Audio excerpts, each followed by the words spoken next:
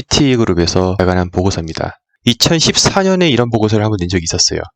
그래서 전 좀 되게 놀랐었는데 시티은행에서도 이런 보고서를 이미 약 5년 전에 냈었다는 게 되게 신기했었고요. 그리고 지금 또 이런 보고서를 냈습니다. 이 보고서의 이제 골자는 뭐냐면요. 개인 투자자에서 기관 투자자로 이동한다입니다. 여기 좀 흥미로운데요. 비주얼 캐피탈리스트에 따르면 전화는 5천만 고객에게 도달하는데 50년 걸렸고요. 텔레비전은 22년, 인터넷은 7년, 포켓몬고는 19일이 걸렸다. 따라서 지난 7년 동안 비트코인의 활동이 대단한 것이 아니라는 것은 놀라운 일이 아니다. 비트코인은 사용량과 가치가 증가했을 뿐만 아니라 2021년 2월 시가총액 1조 달러에 달했다. 암호화폐 거래소, 암호화폐 은행 저축, 대출 및 대출에 대한 새로운 제한을 포함한 전 세계 생태계를 만들었습니다. 라고 이런 내용이 나오는데 개인에서 기관으로 가고 있다.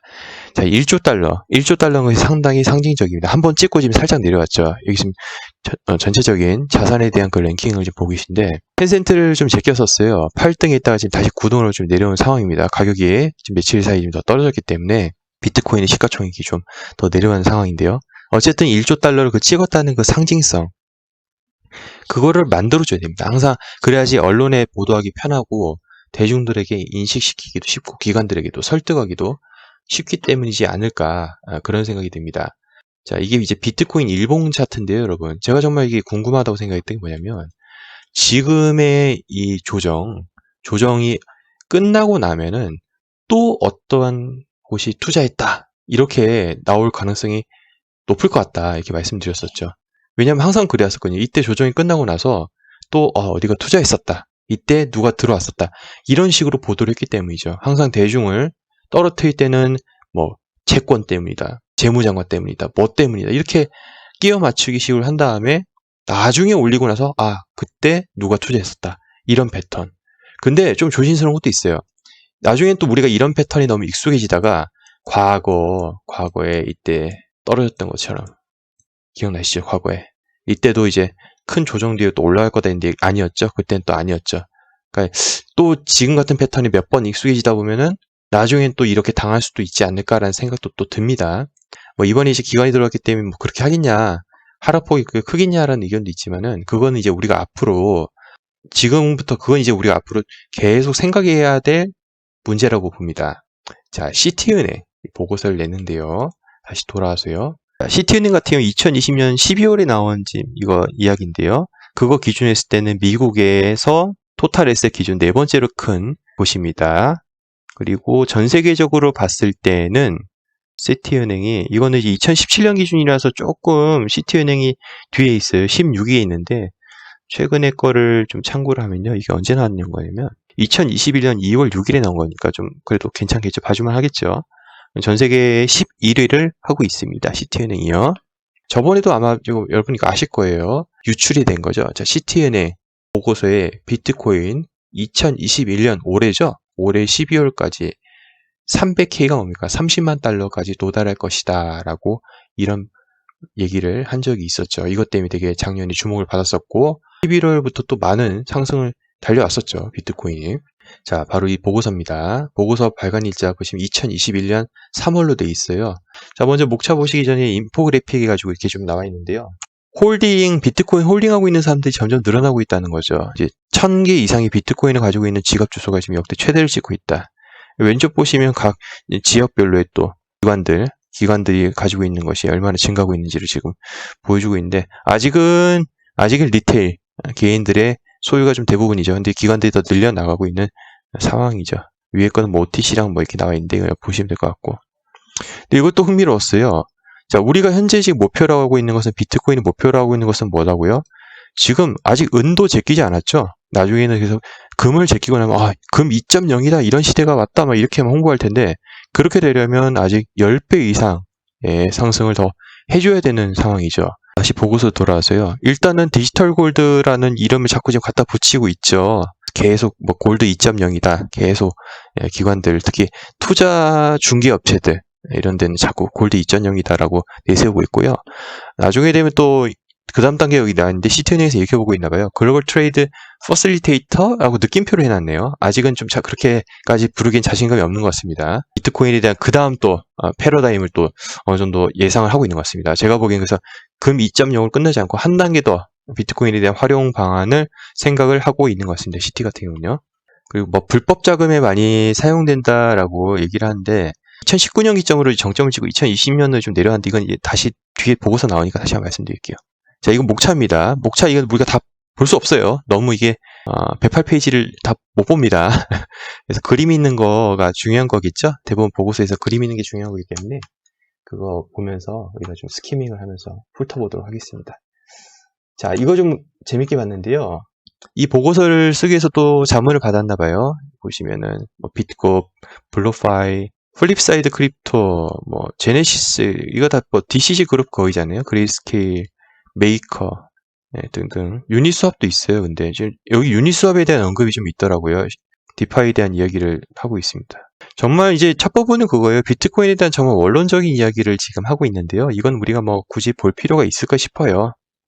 넘어가도록 하고요. 이거는 여러분들이 너무 많이 들어보셨을 거예요. 2017년 기준으로 전 세계에 금융, 그러니까 은행의 혜택을 받지 못하는 성인들이 17억 명에 달한다. 여기 보시 중국과 인도가 참 어마어마하죠. 중국, 인도 시장을 참 겨냥한다는 거. 아프리카 시장도 물론 중요하겠지만 이거 다 합쳐놓으면 이것도 상당히 클 것 같아요. 멕시코도 그렇고. 비트코인에 대한 인식이 점점점 진화하고 있는 거죠. 단순히 기술에 대한 그런 원론적인 질문을 이제 넘어서서 하나의 통화로서의 생각도 해보고요. 그 다음에 이제 하나의 저장 가치 수단으로서도 이제 넘어온 단계가 된 것 같습니다. 프리트레이드, 트레이드, 포스트레이드 이렇게 단계가 나와 있는데 여기 보시면 유니스왑이 여기 좀 언급이 되어 있네요. 그리고 그레이스케일 GBTC 프리미엄에 대해서도 언급하고 있죠. 지금 어떻습니까? 프리미엄 마이너스로 이제 살짝 넘어왔죠. 그리고 미국의 통화 공급량이 급격히 증가했다. 특히 2020년부터는 아예 각도가 완전히 달라졌죠. 이 부분 때문에 지금 주목이 되고 있고, 근데 요즘 걱정되는 게 그거죠. 국채 금리가 뭐 좀 올라갔다는데 그건 이따가 좀 다시 한번 언급을 드리도록 하겠습니다. 자, 이건 비트코인 가격과 미국의 통화 공급량을 지금 보여주고 있는 건데요. M2죠. 파란색이 지금 M2 통화량이고요. 그거에 따라 비트코인 가격도 지금 동반해서 상승하고 있는 모습을 지금 보여주고 있습니다. 그러다가 지금 최근에 잠깐 이 조정이 지금 오고 있는 상황인데요. 자, 이것도 지금 언급하고 있고요. 유니스왑 다시 한번 언급하고 있습니다. 유니스왑 트랜잭션 볼륨 거래량을 지금 얘기하고 있는데요. 이거 지금 거래량이 이게 증가했다는 걸 지금 보여주고 있습니다. 유니스왑에 대한 이야기가 지금 시티은행의 보고서의 한 면을 차지하고 있다는 자체는요. 앞으로 그 디파이 시장에 대한 앞으로의 더 추가적인 성장을 좀 더 얘기하지 않나라는 생각을 해봅니다. 디파이 시장은 아직 끝나지 않았습니다. 이제 시작 단계라고 봅니다.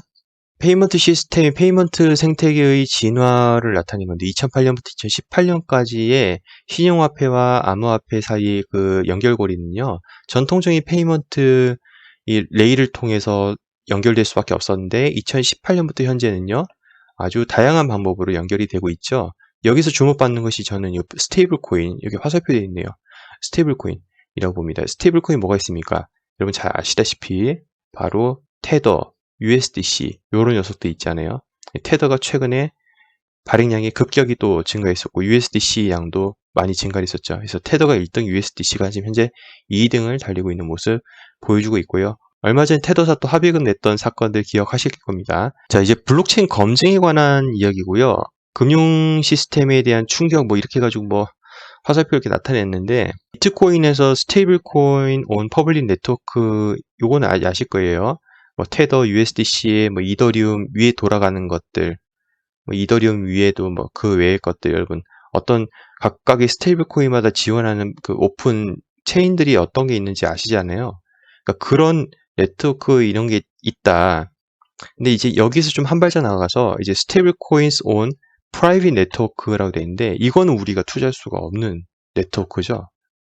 우리가 지금 코인 투자하는 이유가 스테이블 코인 관련 이런 프로젝트 같은 경우는 뭐 이더리움 네트워크에 돌아가니까 이더리움에 투자하시는 분도 계시고 뭐 다른 코인 네트워크 위에서도 또 발행이 되니까 그거에 투자하시는 분도 계시고 이럴 텐데 그 다음 단계로는 이 시티뱅크가 보기에는 프라이빗 네트워크를 지금 보고 있는 겁니다. 그게 과연 뭘까 했을 때 여기 보시면요. 리브라 지금 리브라 이름이 DM으로 바뀌었잖아요.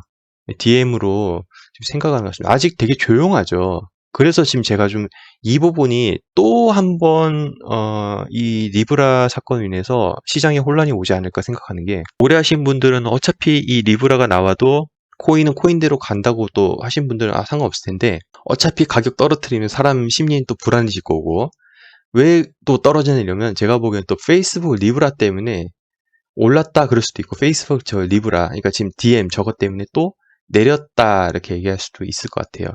이거는 둘 다 써먹을 수 있는 거라고 보거든요. 왜냐면 또 이제 시대가 또 바뀌었다. 이제 프라이빗 네트워크다. 이건 너무 안전하지가 않고 너무 참여 그 노드가 많아가 너무 느리다.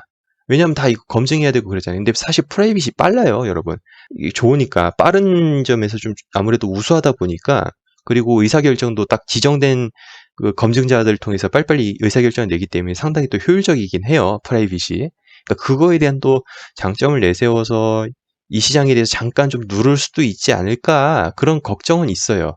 근데 지금 미리 걱정할 부분은 아니죠. 그래서 테더랑 뭐 서클의 USDC랑 뭐가 다르냐 해가지고 좀 이 DM 스테이블 코인을 설명하고 있는데, 아직 나오지가 않아서 조금 이건 좀 신경이 좀 쓰입니다. 근데 지금은 아직까지는 뭐 DM에 대한 이야기는 그렇게 없기 때문에 잠깐 이제 보려야 될 것 같고, 또 대표적인 또 이 프라이빗 같은 우리가 참여하지 못한 게 뭡니까? JP 모건에서 발행한 JPM 코인이죠. 이것도 마찬가지일 것 같고요. 중앙화, 왼쪽은 중앙화로 가는 거, 센트럴뱅크 중앙은행, 그리고 오른쪽은 탈중앙화, 퍼블릭 블록체인 네트워크. 그래서 퍼블릭 네트워크 스테이블 코인 이렇게가 이어지고 있고, 이코노미 액티비티는 디센트럴라이즈로 갈수록 더 줄어드는 건데, 프라이빗 네트워크 스테이블 코인스는 오른쪽으로 갈수록 탈중앙화 갈수록 더 이렇게 뭐 증가하는 모습을 보여주고 있네요.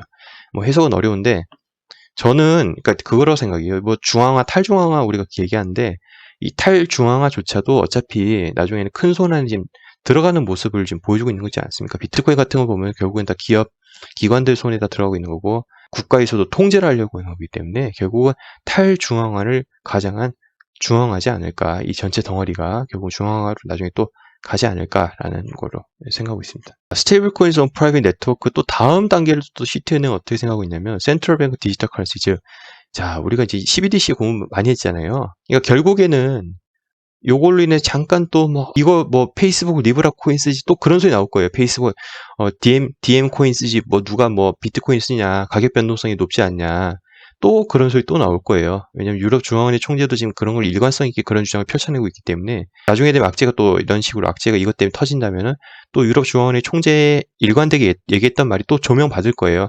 시장에는 항상 악재와 호재, 좋은 말과 나쁜 말이 공존하고 있고요. 가격에 따라서 오히려 더 어떤 선택적으로 주목 받는 거죠. 그 다음에 또 그 다음 단계 CBDC 단계가 있다. 이건 대부분의 국가에서 2024년, 25년을 지금 겨냥해서 만들고 있는 거고, 한국은행도 역시 하고 있는 거죠. 그래서 이거 한국은행 관련 CBDC도 준비하시는 분도 계실 거고요. 자, 그래서 이제 미래에는 여기 보면 CBDC까지 끼워져 있어가지고, 여기 핵심이 이겁니다. 이 모든 세 가지를 암호화폐, CBDC, 프라이빗 네트워크, 페이스북, DM 이런 것들, 이런 모든 것들을 연결지을 수 있는 가운데 이 매개체는 바로 스테이블 코인이라는 겁니다. 그래서 스테이블 코인 프로젝트, 아까 그 오픈형 소스에서, 오픈형 체인에서 아까 작동하는 것, 예를 들어서 테더, USDC, 지금 1, 2등 하고 있는 것들이잖아요. 그런 것들 관련된 오픈 체인, 이런 것들은 앞으로도 계속 가지 않을까, 개인적으로 보고 있습니다. 자, 그리고 불법적으로 사용되고 있는 암호화폐 그 사용량에 대해서도 많이들 걱정하실 거예요. 과거에 맞습니다. 많이 불법적으로 사용되었었고요. 사고도 많이 났었습니다. 그런데 2019년을 기점으로 해서 2020년 지금 결과물이 나왔을 때는 상당히 지금 줄어든 모습을 보여주고 있네요. 왜냐하면 점점 큰 손에 넘어가고 있고, 그리고 국가 차원에서 통제가 점점 이루어지고 있죠. 그러니까 돈 세탁 금지, 불법 테러 자금 금지, 이런 것들이 제도가 자꾸 나오면 나올수록 점점 음지에서 쓰였던 것이 점점 그것이 차단될 수 있게끔 아마 만들어질 것 같습니다. 그래서 보고서는 대충 이렇게 보시면 될 것 같아요. 너무 우리가 이거를 깊게 막까지 들여다볼 필요 없고, 아쉽게도 가격 얘기는 없는데, 이미 지난번 작년 11월에 2020년 11월에 가격에 대한 언급은 시티은행에서 이미 했기 때문에 요걸로 이제 대신하도록 하고요. 지금 한 번 더 다시 한번 말씀드린다. 아까 국채 이야기 제가 나중에 말씀드린다 했잖아요.